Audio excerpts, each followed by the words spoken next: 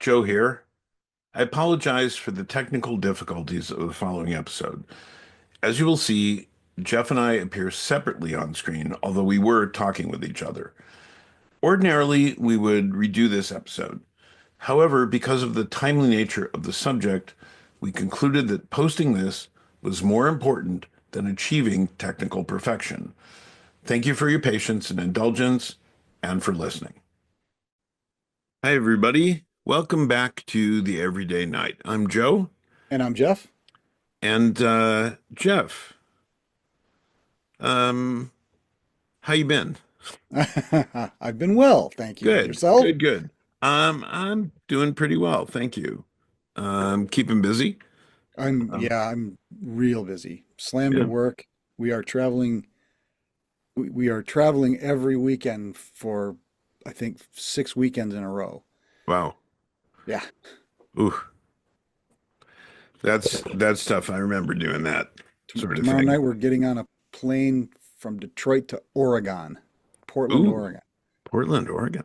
Yeah. I was postgrad. It's been many years, but post undergraduate graduation, drove cross country with a friend who was starting law school in Portland, and we Wow. camped out along the way and really liked Portland. And I remember we ate so much pizza on our road trip. We got to Portland. We said, "Oh, we got to find a place that anything but pizza." And we looked in a phone book in the yellow pages and found a place called the Old Irish Inn. Thought, oh, that's great, Sure. good beer and Irish food. And we got there, they served pizza. So, but everybody was really friendly. It was a really, really nice place. So have a good time in Portland. We've been once before. We won't actually be spending any time in Portland this Oh, time. We're going to see my wife's daughter, husband, and their three adopted children, nice. and they live like 2 hours from Portland, Oh, on the other side of the mountains, on the oh yeah. desert side of the mountains. Oh, So, oh. but it'll be interesting. It'll be relatively relaxing because there's nothing to do. Well, then how about we raise a glass to your trip and to keeping busy and to all the things we're doing? And what do you have in your glass? Did you like that segue? That was really That good was segue. amazing. It's like like you started a whole new paragraph. It was Yeah, thank incredible. you. Thank you. Um, it's my kind of usual bourbon and ginger beer and bitters concoction that Well, always seems to serve me. okay. You, sir, what's your beverage for the evening? A This clear glass and a clear clear. glass and clear beverage, vodka and raspberry soda, Huh. Oh, black raspberry soda and vodka. And it was warmer today, and it seemed like I sure. wanted something lighter, something refreshing. I was going to say sounds like a summer Yeah, drink. That, yeah. So all right. here.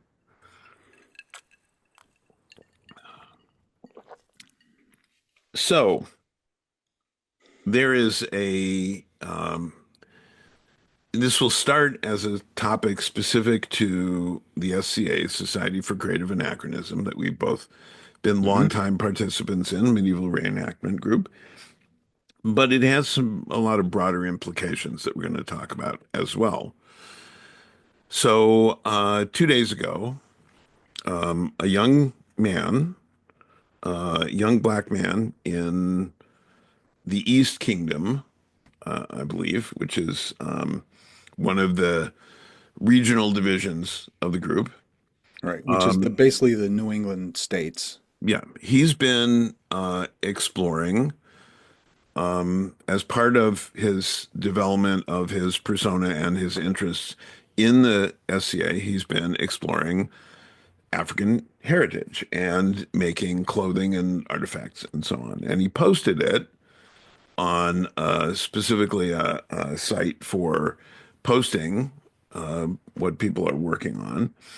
And he got an email an anonymous email sent through an email anonymizer so that it can't Yeah. be traced from someone calling themselves. We don't know the gender, but seems male, maybe Eh, the likelihood.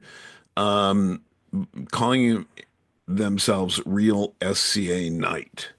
Now, in the SCA, knighthood is one of the peerages and is something that is earned not only for prowess in the martial arts, the medieval martial arts, but also for what are collectively referred to as peer-like qualities. And those are essentially the virtues that we talk right. about here and Hmm. always talk about. And that's being, the everyday knight, right? Yep. That's what we talk about.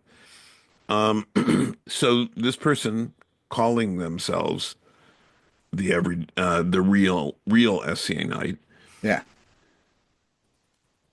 Yeah. No um, other signature. That was no other their signature signature. sent an email to this young man at who's at in the East Kingdom, and and excoriating him for recreating what this poster called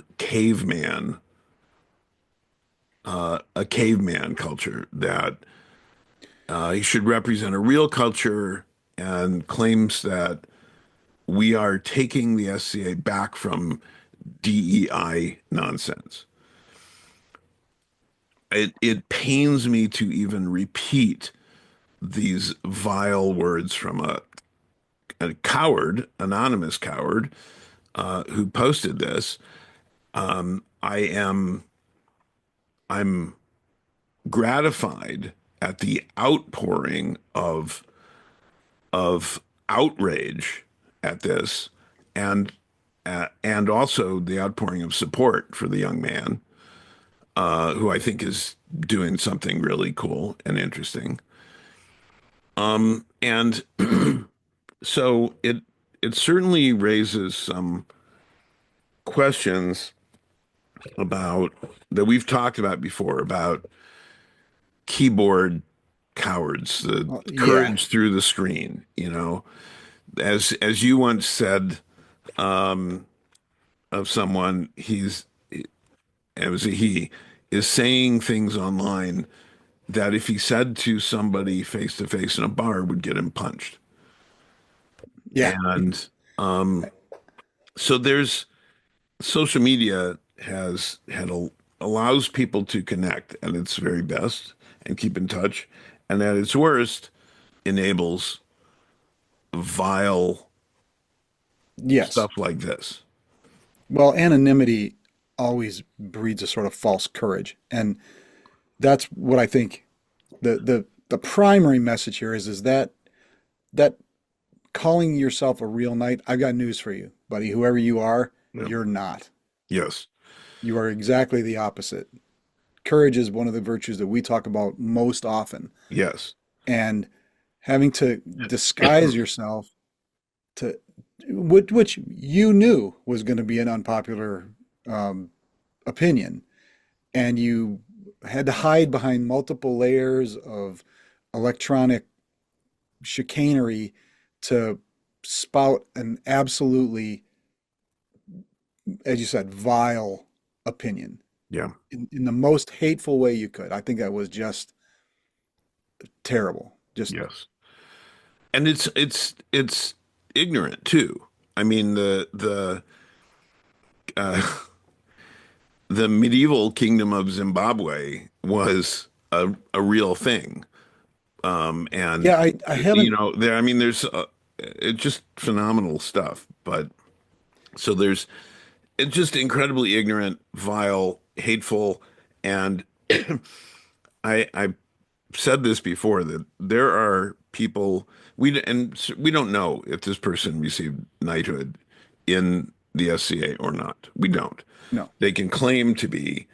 They may be one of the people who left to join one of the other organizations Yeah. that formed because they objected to, in part, DEI policies in the SCA.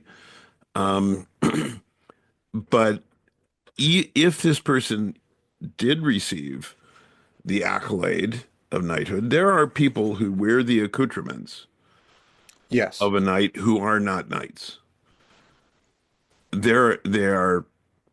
They have the seeming, maybe, but they are not. It's an external thing. I remember somebody saying once in a discussion, well, we only have to be chivalrous on the weekend.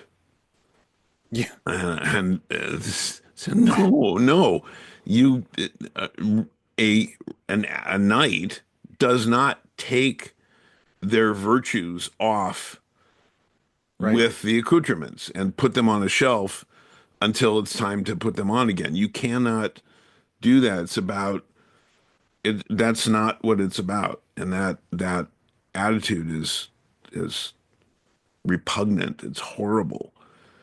It's Right. And contrary to all the virtues, everything we talk about. if this individual's identity ever gets discovered, I would absolutely petition for them being stripped and removed from the organization. Absolutely. So would I. Yeah. So let me just be clear about that. Yeah. Um, Now I do think that it's it's worth noting that a few years ago, the SCA officially broadened its scope, encompassed non-European cultures.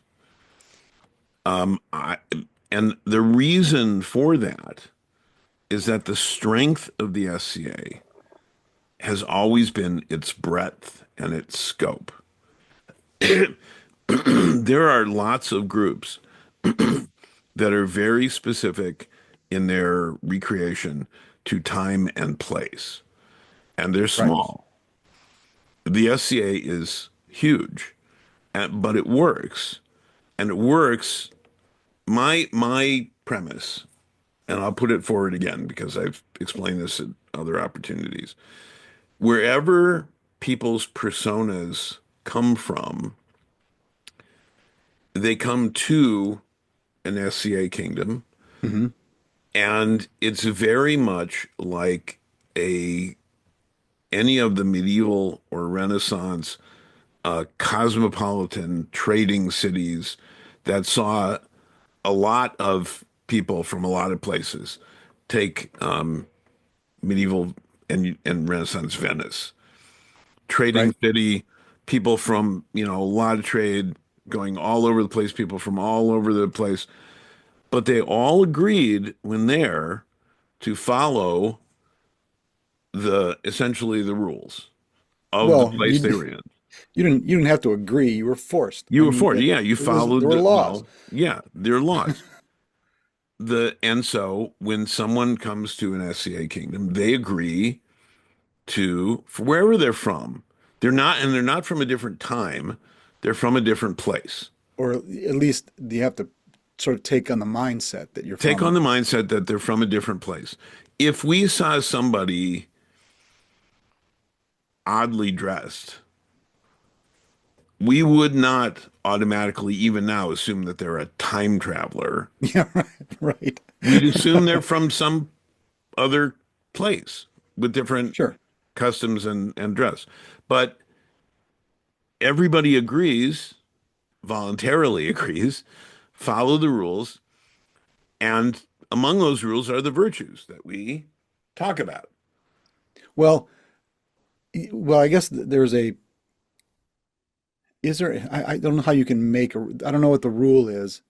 I haven't read Corpora since the early 90s, but is there an actual I seem to recall there's some sort of behavioral, Yes, conduct themselves like ladies and gentlemen, yes. or Courteous behavior. Courteous right. behavior is, expected.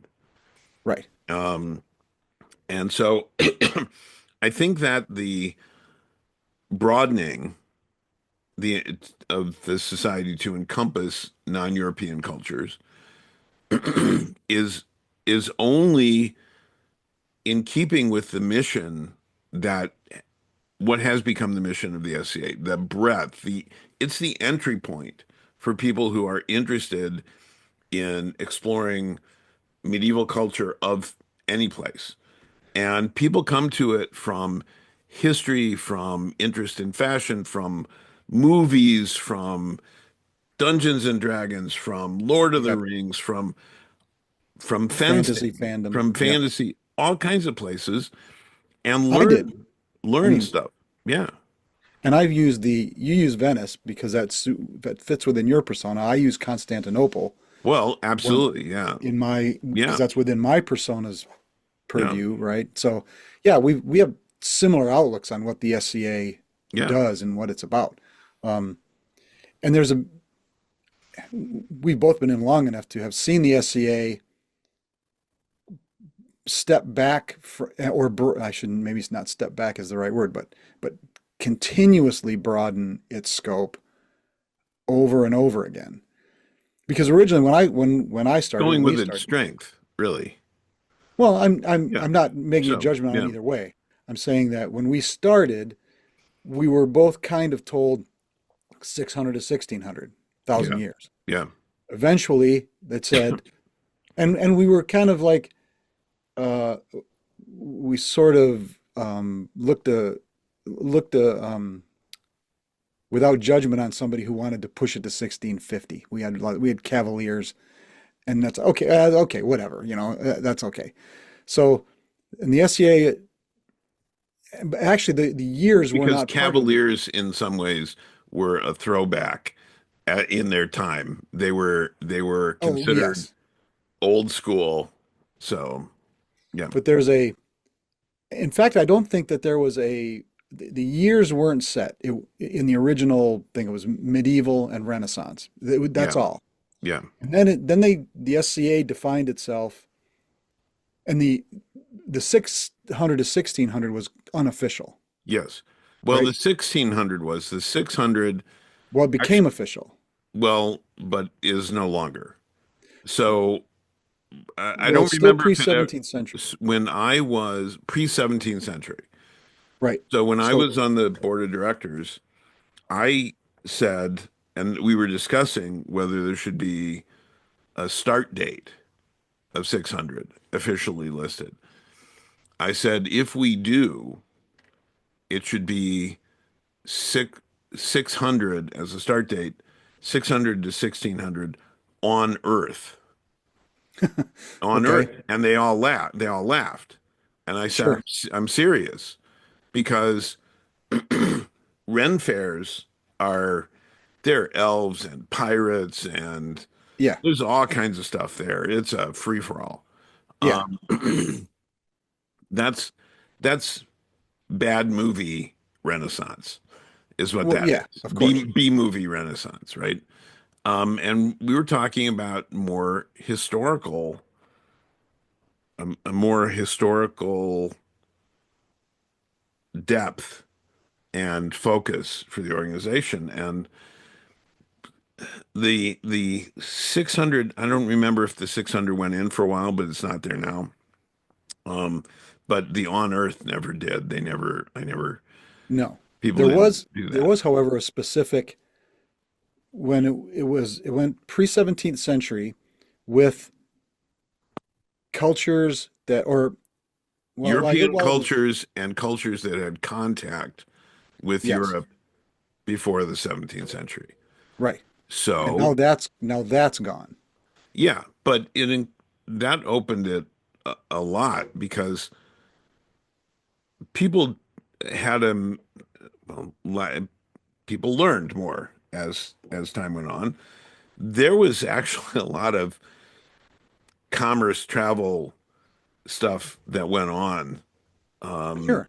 pre 17th century, Well, including Asia, Japan, all sorts of things. So well, and just for full disclosure, to be honest about it, the samurai, the all the samurai influx in the 80s was because of Shogun, Oh, yeah. the TV series. So, but they were feudal, they're actually a Yeah. little out of period, the golden age of the samurai and all that, whereas actually a little post 1700 or post 1600, but they had the medieval, oh yeah, all of Um, well, the shogunate and the Oda Nobunaga, all that stuff is post 1600. Um, but they did have contact with yeah. Portugal and Spain, and so okay, and that's fine. And then we also have in the other direction, we have the Americas had contact, and so Native American things were brought into, and we have a handful of those reenactors, and that's all. Uh, it's all good, I Yeah, have in a lot of ways, it's Society for Creative Ancestry.com. You know, it really, or not. We've got some. well, I've never seen a samurai in the SCA that actually has Asian heritage. Well, I take that back. One, I know oh, one. I've actually several, but it's not necessarily the ancestry you have, it's the ancestry maybe you You wanted to have. wanted, yeah. You're you're creating and you're creating I think I've always thought a persona is not a story you write and put on a shelf and forget about. I thought that if you really research it, it's a living thing. It's a thing that grows with you. I've And always thought of my persona story as an origin story. yeah, and how I got to the Right, Middle Kingdom, right. which is where I started. Yeah, I agree. An origin story. And so the story is Hmm. still writing itself, or we are writing it. And I think that's terrific. And um, I, it's, I think in a lot of ways, the SCA never was what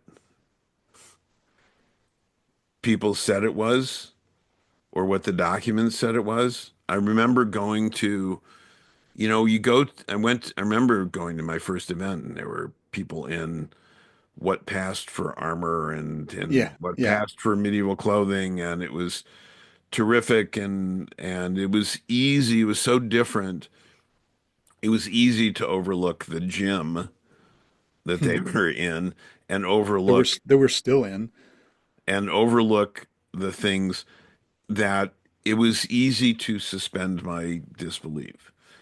And in some ways, finding those what have I've heard referred to as magic moments where all the disbelief is suspended and it's absolutely feels real. Hmm. The more you know, the harder it gets. Like the harder it gets to watch uh, Yeah, a, a medieval movie yeah. because you can see,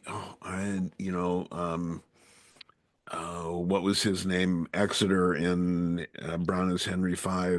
Brian Blessed. Brian Blessed, love him, but he goes to see the the King of France and the Dolphin, the the Dauphin. Dauphin, and and he's wearing armor. The elbow cops were, you know how lames sometimes will get, Yep, and yep. and they were caught, and so he was like this, and it made him just look big, but nobody seemed to notice, and it just every time I see that, it just would jump out at me. Um, Stuff like that,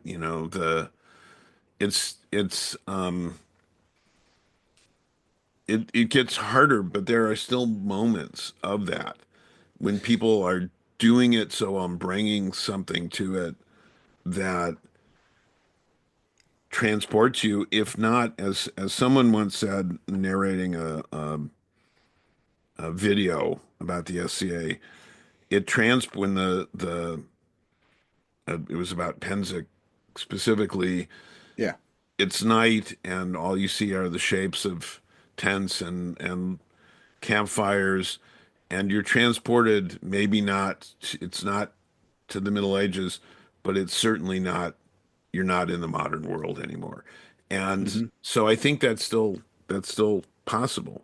So Well, and I talk about um, the people who, like you're saying, the people who have really studied and know a lot about a particular thing, music or dance, or to me, it's music in particular. The um, this idea that no, we're only going to play and listen to absolutely period music played on period instruments. And while I recognize that that's really valuable, and having that knowledge and that experience adds something to the organization, but taking out anything that, well, in fandom they have this thing called filk music, right? yeah, yeah. And the SCA grew up with filk music the Oh same way yeah, it grew up with Freon cans and pickle buckets and fencing sabers, right? So yeah. it's and sometimes we can put on different clothes, but we're still 21st century people, and we have tastes and expectations that have been developed in the 20 and 21st century. So that medieval music to me is discordant to what I expect of music.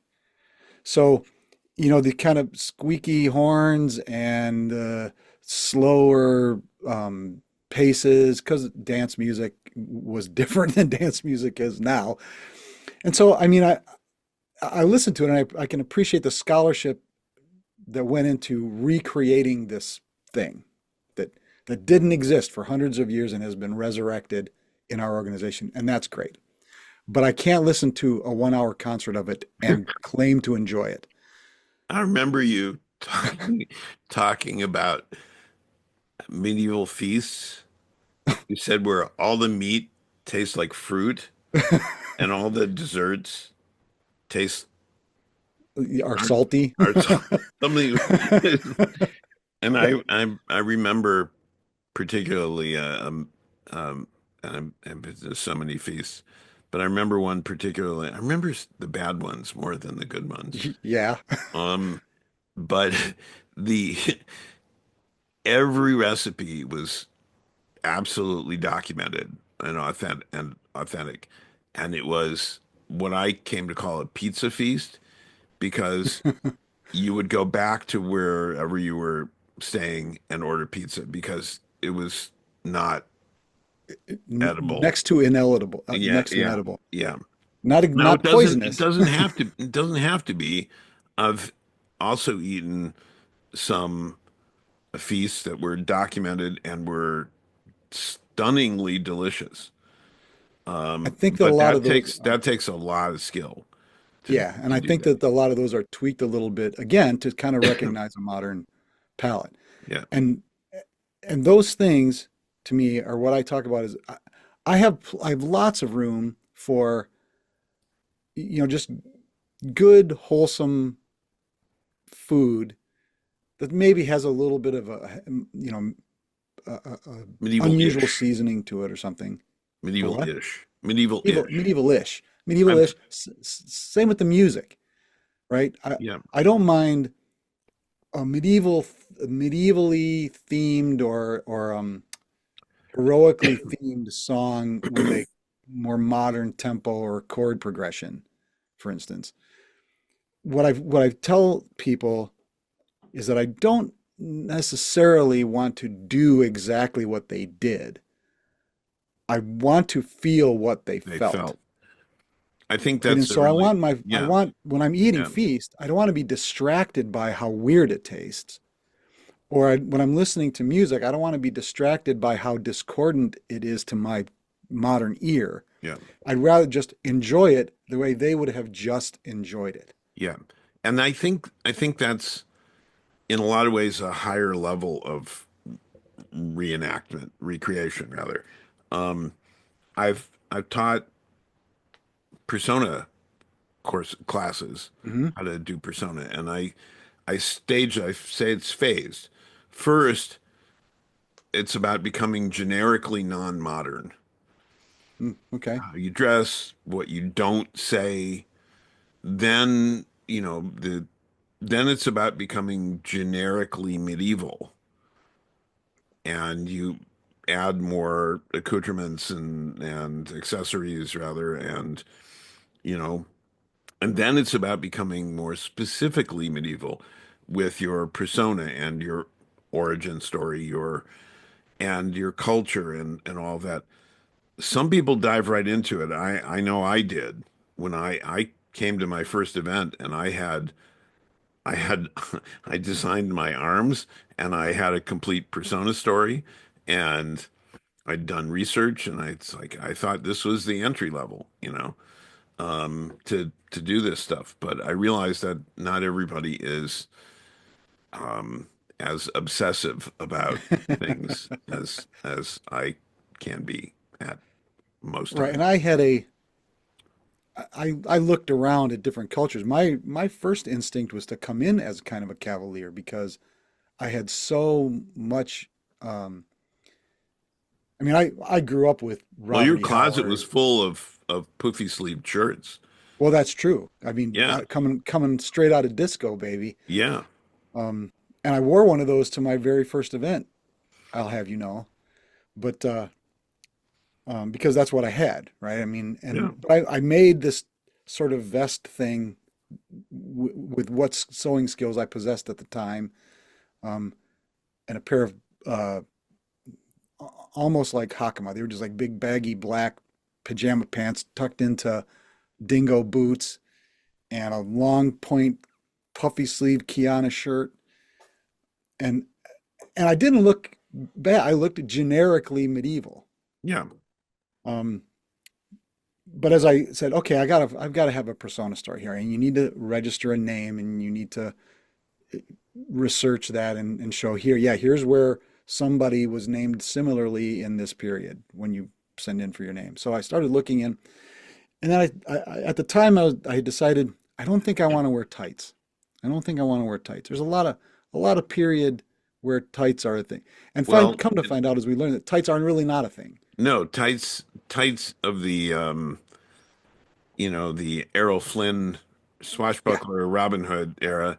No, right, it was brazen hose or joined hose later on. sure. But and when they're made correctly, it's actually quite comfortable. Oh, as I've Yeah, learned since, right? yeah, yeah, But at the time I thought I don't want to wear a dress and I don't want to wear tights because I was 19 and yeah. oh, hey, these Vikings wore pants. Cool. Let's do that. So I just started looking into that, and the more I looked into it, the more I recognized that the culture itself actually spoke to me Yeah. from a because it was a very much a Republican attitude politically. Small R. Smaller, yes, yes, smaller. Yeah. I mean, they kind of voted for their leaders, and or they didn't vote for them. They either followed you or they didn't. Yeah. um, and your wealth grew by how many people you could get to follow you and raid with you, or how many you could protect on your farm. And there's a lot of that. But they had laws where people could go and petition and talk about the laws and argue the laws. It wasn't just a king telling everyone what the law was and handing it down. And the king was basically someone that the richer, more powerful people generally agreed would protect the country best. Okay, he's got something going. He's smart enough. And then, like in every other kind of monarchy, it became a hereditary thing. Yeah. Um, So, but what era? You're like 12th, no, 12th, mine's last 11th? half of the 11th century. Okay. Actually, my persona story ends at the end of the Okay. classical Viking era. So not what is considered high medieval. Not at all. not at all. So already at that time, that this concept that I heard from people when I was starting out, that it's, well, ultimately it's about the high Middle Ages. It's tournaments and banners and all of that stuff. And it never was. No, it never was. There No, were no. agreed.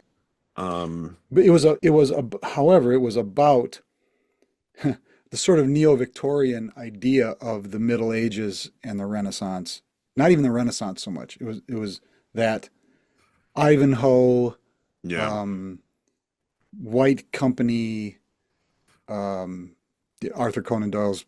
I don't know if you're familiar. Have you read the White Yeah, Company yeah, stuff? yeah, Yeah, yeah. it was that. It was that Walter Scott. neo-Victorian. Yeah, right. Yeah. Yes. So that was kind of, I was told anyway, that underpins all this other stuff. Hmm. Our titles come from that. The names of our local chapters come from that Yeah. sort of European culture. But it was And very much, there are a whole list of alternative titles now that people use oh, yes. for I mean, cross even cultures. our initial cultures were all essentially French and English. Yeah.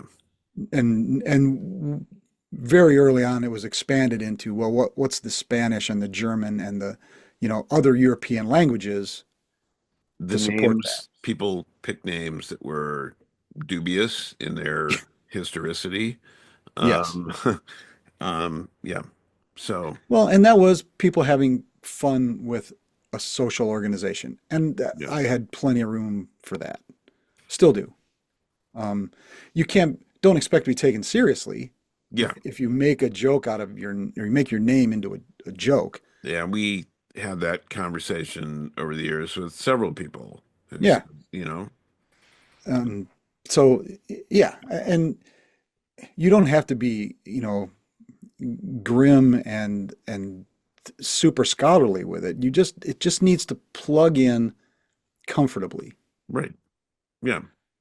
So yeah, and as you said, that neo-Victorian idea of chivalry certainly underpins our participation in the organization. Oh, yeah. Yeah. I mean, Um, that's the chivalric virtues are what we talk about. That is right. on this. Yeah, absolutely. And So, I love the SCA for its maintenance and exposition of those virtues, yes. Yep. right? And if you come, and that's to me, if you come to this organization, this is what you're really going to get out of it. You might learn something about history. Um, you might drill down and make this very narrow niche of your period and find all the arts and learn every tiny secret about this particular period. Yeah. And but if you miss this whole other cultural thing that the SCA brings, you really didn't get your money's worth. Well, and I think that's one of the things about the comment that we started talking about that's so infuriating because a person claiming to be a knight who is cowardly, not honest, not factual, not truthful, who is um uh, um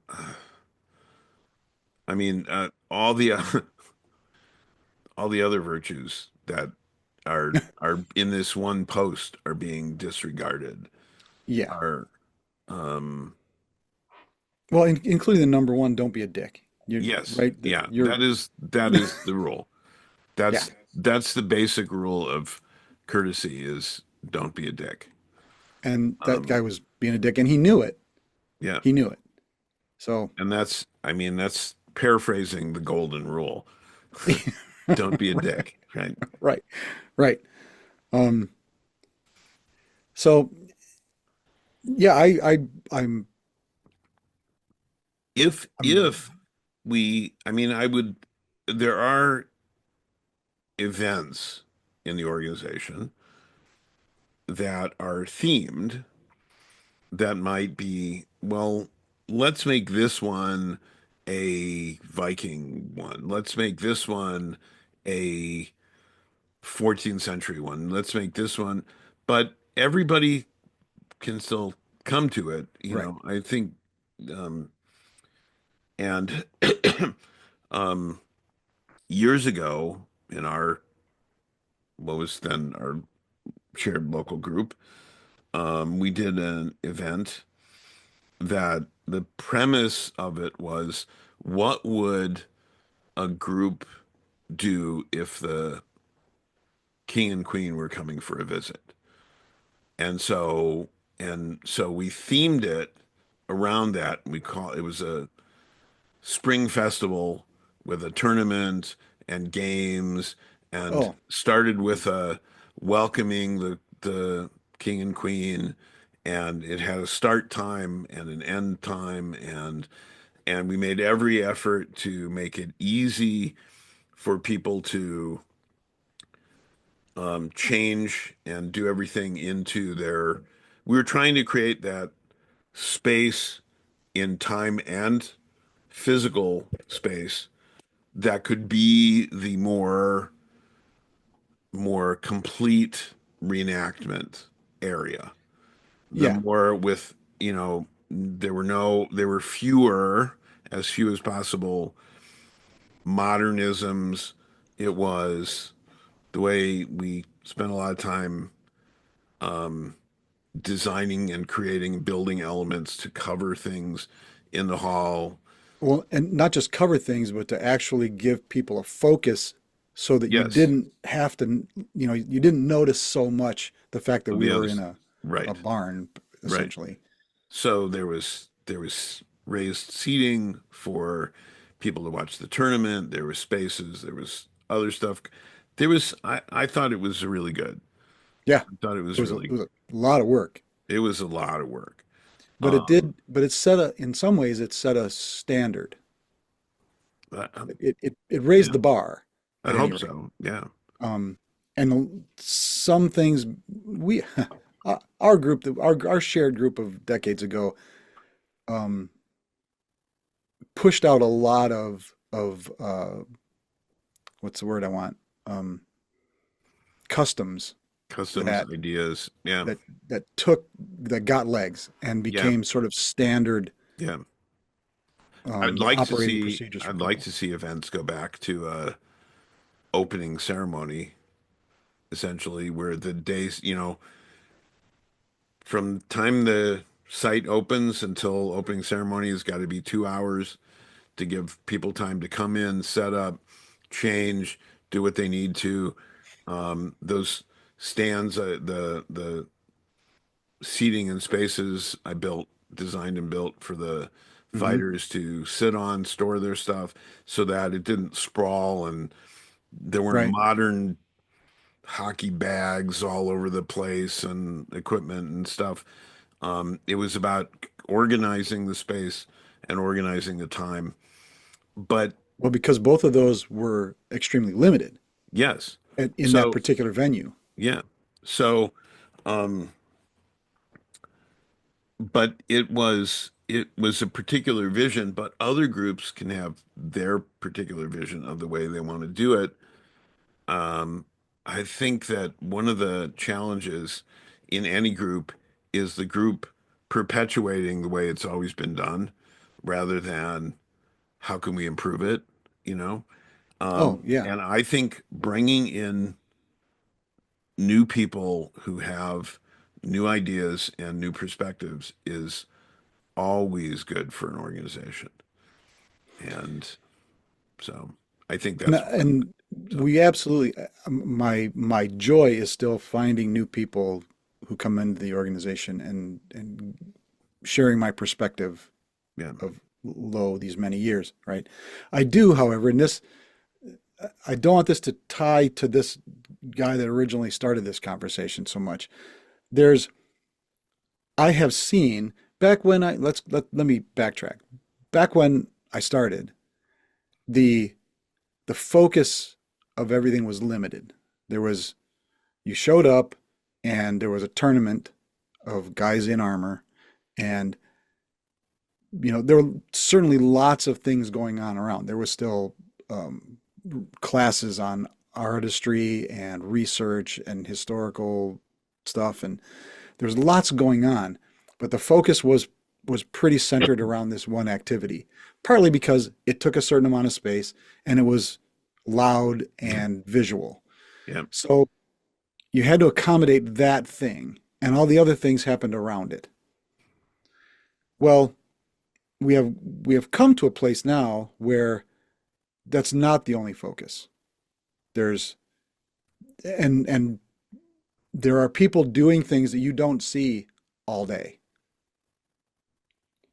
A significant proportion of the activities that happen are happening in another building or another part of the property, and there's no everybody can't do everything. That's just the truth. Yeah. But there's I think a kind of dilution of the culture, maybe a little bit. I think I would put it a different way. Of I'd course you say would. that if that people are who have particular interests are staying in their own little communities of that Mhm. interest, and the there's no central thing that's bringing everybody there together for a shared experience, like royal court. Not everybody goes to it. Some people leave the feast. They can't seat everybody. Not Right. everybody likes it. Not everybody stays for it. Um, Dancing in the evening or post revel. Oh, yeah. Those the things like that. There's no. It reminds me in some ways of how the single shared event rarely happens in American culture anymore. The Beatles' first appearance on Ed Sullivan, everybody watched. The moon landing, everybody who could globally watch that. Well, that The was a human experience, not just a it's cultural experience. right, but in some ways, and I'm comparing, those are big. I'm comparing this just in a smaller way. There's no central activity, central thing that everybody at the event shares before they go off, like an opening ceremony or something, before they go off and do their thing, and then come back and share. One of the things I liked doing at Feast was sitting with people I didn't know and Hmm. talking to them. And I would come to Feast with questions to ask people Hmm. around me so we could discuss them, or stories to tell, or I ask people specific get to know people who are Sure. doing different things. That I think the that shared experience thing is that would be good to get back to that, I think. So I Well, wouldn't call it a dilution as just more like a um, splintering, a fracturing in some ways. fragmentation, maybe. Yeah. Yes. Okay. However you want to, whatever you want to call it, you see what I'm talking about. Yeah. Like you use the word silos, and it's kind of like that. We have added these recently added, well, very recently added one. It's been 10 years now since we added the order of defense, Yeah. Yeah. which is blows my mind that it's 10 years old now. But we are just starting yet another peerage order, and I think they're silos where Yeah. you start in that and you progress through that and then you reach the top of it, and you never had to interact or had to interact less with the rest of the organization. Um, I've been, my lady and I, in our last few reigns in this kingdom, tried to bring post-revel culture back. We tried to make it Mhm. a thing. We would announce where we were going to Yeah, be the at party the after the event where everybody's in modern clothing and you hang yes, out and you talk and you, yeah, because that's the one thing that doesn't require you to remember the people's titles. It doesn't require any special equipment. You don't have to dress up. You don't have to feel like you're not dressed well enough to go talk to that person. That right, the intimidation of the societal hierarchy is gone, or at least yeah, depressed a little bit at any yeah, rate.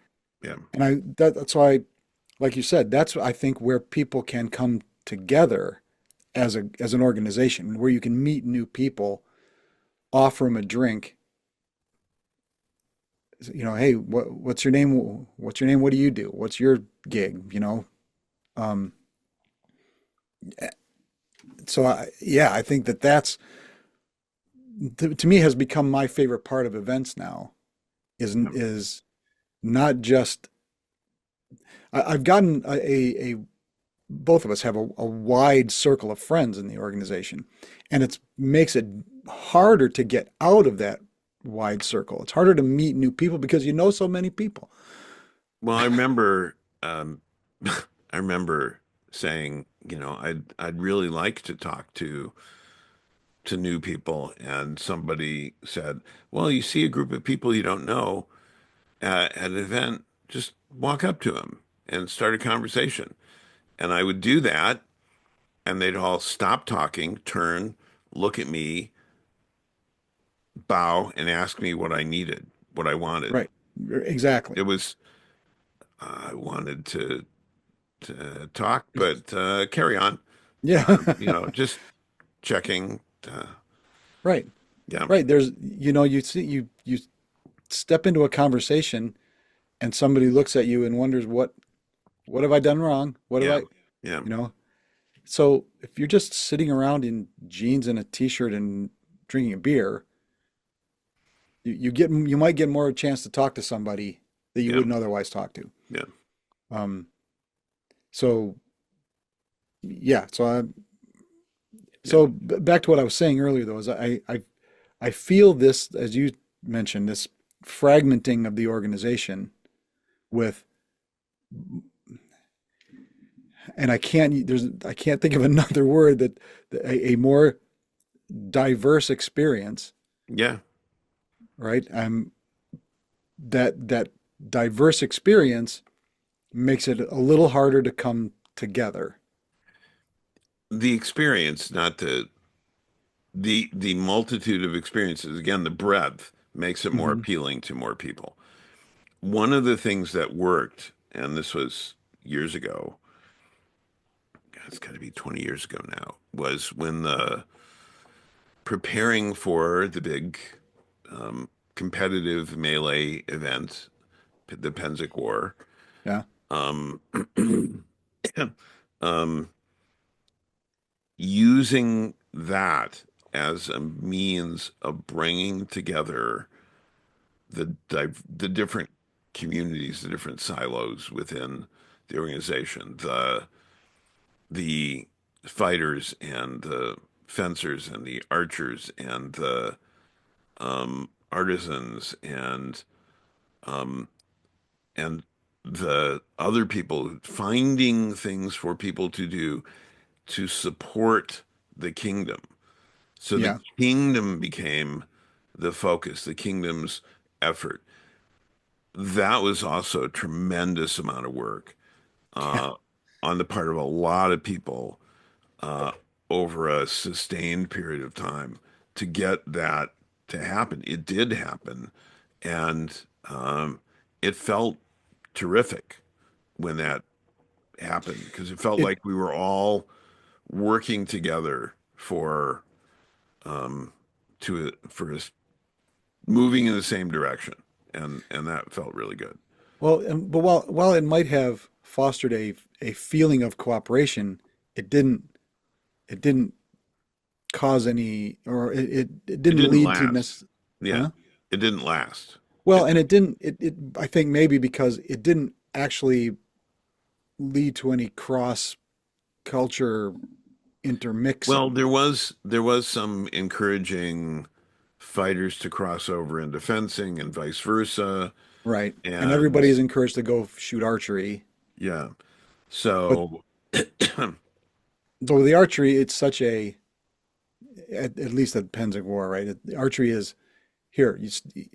Get your bow inspected. Okay, you inspected. Okay, go stand here. Shoot. You've got 15 seconds. Shoot. Shoot. Okay, get out of the way. There's somebody else has to get into your spot. It's you're very much driven through it. yeah, Like yeah. cattle going to the slaughter. Um, and if I mean you can hang out there all day, but you're only going to see only a half a dozen people there all day. Yeah. So I think I don't have a solution. I mean, we've both seen it, the splintering, but I don't think that the fragmentation is the result of personas. It's No, I don't it's either. not. And so, um, and again, the breadth of the organization in terms of its appeal to or acceptance of, welcoming of people of a lot of cultures and of interests that they can pursue is the strength of the organization. The I remember saying to somebody once that I have a lot of interests on martial activities and arts and visual arts, performance, writing, Hmm. food, music, other things. I would have to find different organizations to participate in that are single focus organizations.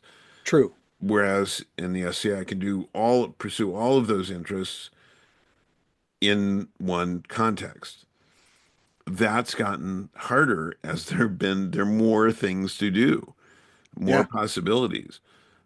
So, but then one of the hardest choices I've always had to make is what not to do because I'm interested in so many things. So, but that's my dilemma. So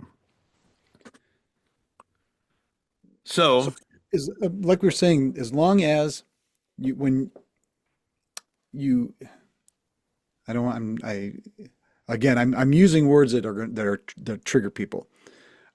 Assimilation has become a bad word. Um, but I think that bringing your unique persona perspective is great, right? But there's an, but we have to assimilate a little bit. We've got to play within the sort of artificial hierarchy that we've got set up in the organization. And whatever your culture is, it's got to plug into that, or you have to plug into it yeah, to get the whole experience of the organization. I wouldn't. I I see why your dilemma about what word to use. I wouldn't use assimilation to describe that because that tends to be, well, it refers often to cultural assimilation. And so it's the difference between the US was often described as a melting pot, Hmm. and it's actually more like a charcuterie board or a smorgasbord, right? Well, It's all I thought it's of as all the different flavors, but there's still, it's one meal. And right. it's I've not always thought of all, it more as a goulash. well, it's not, that's a little homogenized anyway, but maybe depending on how lumpy you like your goulash. I think that it's it's um it's not to you have to you have to accept that we're all on the same board, right? Right? Right? To be part of the meal. Um, and that's the rules of the organization, both in how it works, but also conduct. But there's a means for people to participate, to work to modify the rules, to improve things, to if people have a good idea, other people will want it. There may be some resistance at first, but if you're persistent, another virtue, Hmm. fortitude, people will want the idea and will start to implement it. And do something once, it's people will fight it and do it twice, and it's a accepted, and do it three times. It's a tradition. It's the way we've always done it. And you and I, at making changes, each of us during reigns, got pushback for Oh things yeah. we were doing that are now accepted practice. So, But those were, I think, both of us were, we weren't looking to turn turn the organization in a particular direction. We were trying to implement things that helped it along the path it was on, yeah, that and yeah, eased it. I I've known people. I mean, I've thought of this when I saw William F. Buckley Jr., who um, noted conservative um, figure and public loudmouth um, commentator, defined conservatism as standing athwart history, saying no further.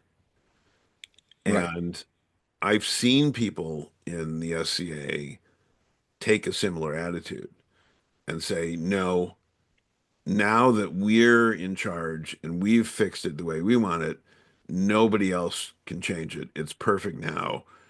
The old joke about how do you change a light bulb? You can't change the light bulb. That's Duke so and so's light bulb. Perfect, Yeah. right? Um,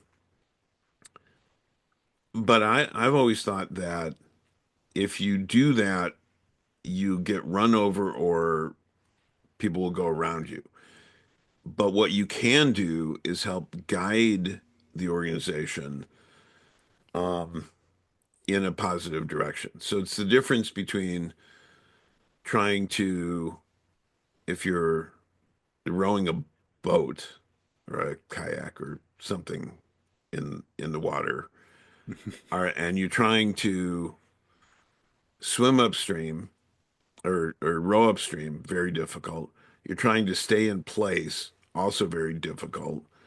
Or you're going with the current, but you're guiding the ship, the boat, the craft, the Whatever it float is. thing floating on the water. You're guiding it to go where in a so it doesn't crash on the rocks. And I think that's something both of us have looked at over the years and approached the our participation in the organization with that in mind. Right. And but in my view, I've seen, you know, it has, you try and guide it, but Yeah. occasionally it goes off into a swamp, Yeah. and well, here we are in the swamp now. Yeah. And So you let's try to pull it out and get it righted, you Oh, know. well, just because the water was clear and fast flowing when you were in doesn't mean we want it to be clear and fast flowing now. Well, yeah. Yeah, yeah. So, there's two sides of that whole thing. Yeah. Yeah. Using your metaphor to its worst conclusion, I suppose. But then that's all I'm trying to point out is that there are some, what made the organization what allowed the organization, I think, to grow, um, or at least what I want, what I'm afraid of, what I don't want to happen is that the things that attracted people to the organization originally are no longer there. We've got breadth, right? Yeah. So anybody can come here and do anything. Well, that isn't what attracted people originally. They wanted to do this thing. They wanted to do this thing, and here are a bunch of people already doing it. Hey, can I do it with you? Yeah, absolutely. Come on, let's do it. We're doing a thing, and we were all doing a thing. So now there's, but I want to do my thing. Well, okay, I Well, guess. yeah, it fits within a context, within the medieval context. Right. Yeah. As long as but it doesn't fit. It doesn't have to be a medieval context anymore. It's kind of my point. I think it still does. People are gaming, for example, but they're playing medieval games. Yeah, not always. Sometimes they're playing non-medieval games, but they're still gaming, and gaming was a thing. Um, I even when the organization started, the medieval context of everything was not, it was certainly not 100% and not perfect. As you said, No, certainly not. there were filk songs, there Yep. were, I mean, I know of people who got a laurel, which is the arts peerage, the equivalent of knighthood, but in the arts, for filk songs, Hmm. another for scrolls, which documents, award documents done in markers. These were, this was a long time ago. It was Sure. a And very it long was, time ago. And it's, and it was also reflected the resources that were available yeah, to them at the time. yeah. And so I think one of the other things I've heard is that the entry point seems to be so intimidating for people now, that because the higher end clothing and armor and so on, because it's available. But that's a that's a dilemma. That's a conundrum, because that's something people always wanted. That's something I would have aspired to. We all aspired to when I started, but the stuff wasn't available, so we made stuff, Yep. um, As good as you can. as good as we could to the And extent of our knowledge. well, and people extended their knowledge, Yeah. learned how to make it, and they became hubs of knowledge, Yes. right? Um, and I think in a lot of ways, I've seen a lot of people go outside the organization to gain depth of knowledge. Yeah. And Yeah. then sometimes they just keep doing that. Sometimes they come back to the organization and enrich the organization as well. Um, Sure. We're not an academic organization. We're a social yeah. organization. But there are academics in the organization. Well, of course, but I'm kind of agreeing with you that if you want an academic experience, you've got to leave the SCA and go find an academic source. Yeah.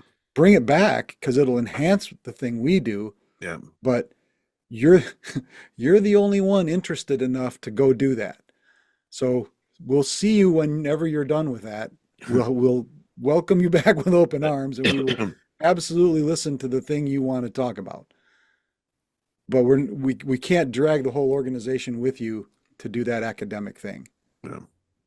So So it's certainly been interesting. I'm looking back, I mean, the first event I went to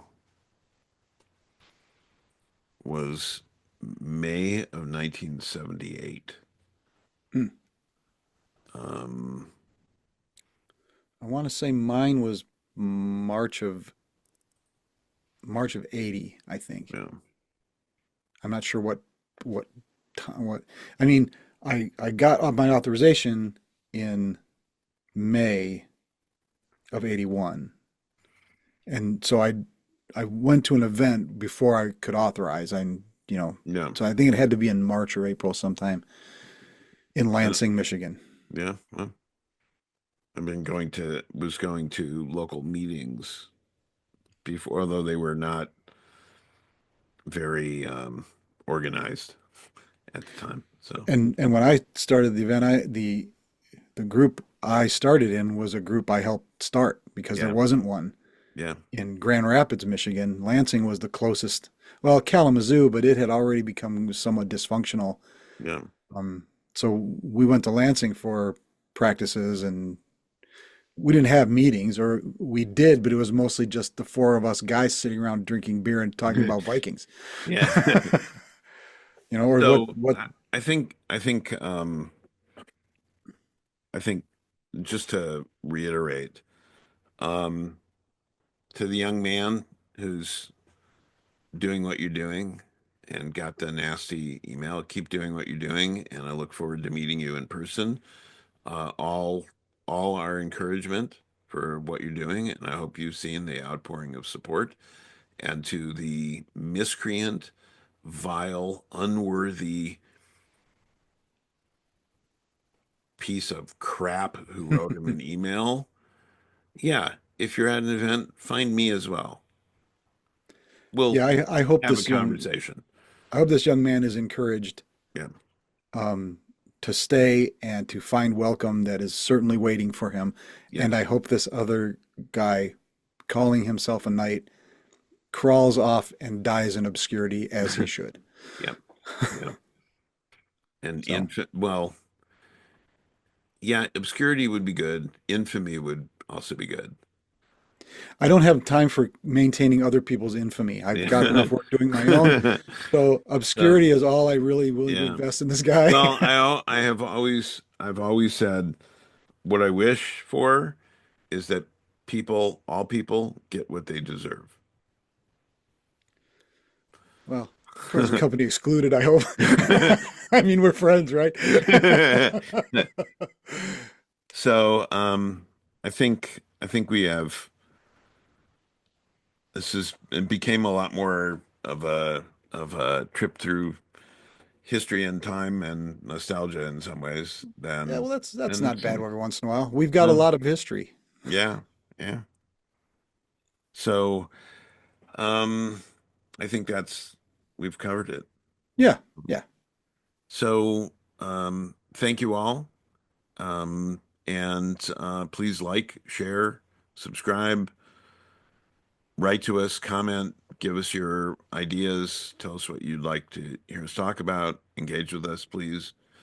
And until we see you next time, be thou A good night.